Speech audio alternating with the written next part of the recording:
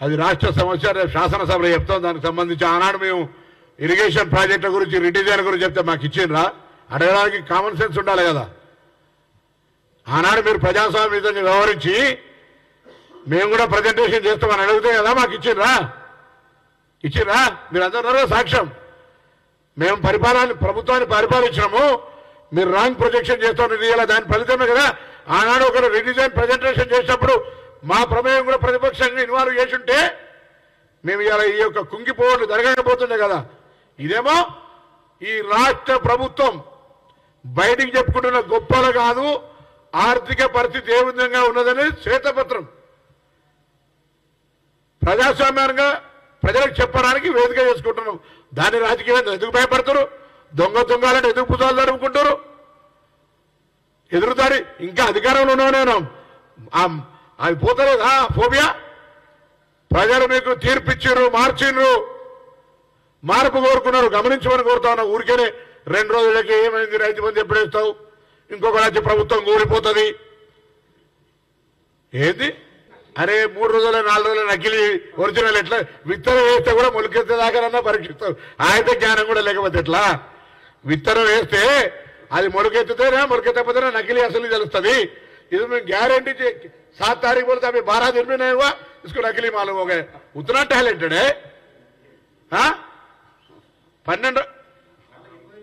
12 రోజులలోనే మొత్తం ఏం చేస్తాం కూడా మమ్మల్ని స్కాన్ చేస్తురా?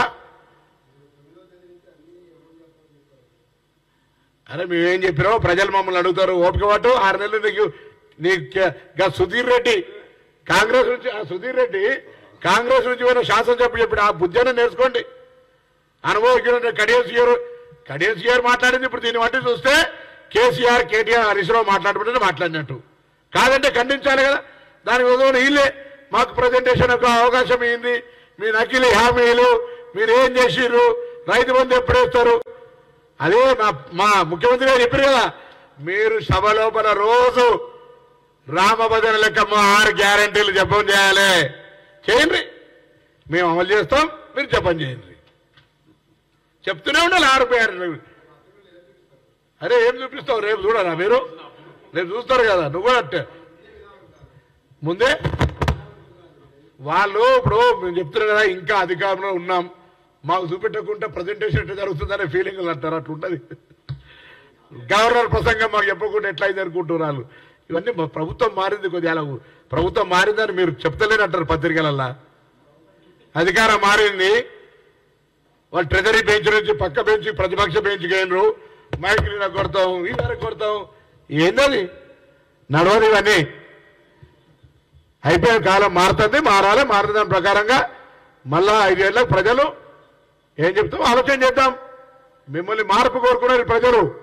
నియంతృత్వం నుంచి ప్రజాస్వామ్యం, ఇనుప కంచెల నుంచి బహిరంగంగా ఇలా నేను ఇలా ప్రజావారికి నేనైనా మంత్రిగా ప్రజావారికి సంబంధించి అనేకమైనటువంటి పిటిషన్లు, నిజంగానే ఒకవేళ మీరు బంగారు తెలంగాణ అందరికి బంగారు కోడిగుడ్లు తినిపిస్తే వేలవారి పిటిషన్లు ఎందుకు వస్తున్నాయి చెప్పండి, జవాబు. దాని మీద మాట్లాడండి. సత్వరం కాగలిగి సత్వరం అవుతాయి, ఆలస్యం అవుతాయి. అందులో కూడా కొన్ని అంశాలు పాలసీ మ్యాటర్ ఉంటాయి, కొన్ని ఇమీడియట్గా అయ్యేటి ఉంటాయి, కొద్ది నిర్లక్ష్యంతో కానీ ఉంటాయి. అటువంటి అన్ని కేటగిరీ అవుతాయి కదా. కొన్ని ఇప్పుడు మనకి సంబంధించి మేము డబుల్ ఇందిరా మిల్లు ఇస్తామని చెప్పినాం. ఇల్లు అప్లికేషన్ వచ్చింది, మా పాలసీ అప్లికేషన్ రాగానే వాళ్ళకి అన్ని ఇంప్లిమెంట్ చేస్తాం.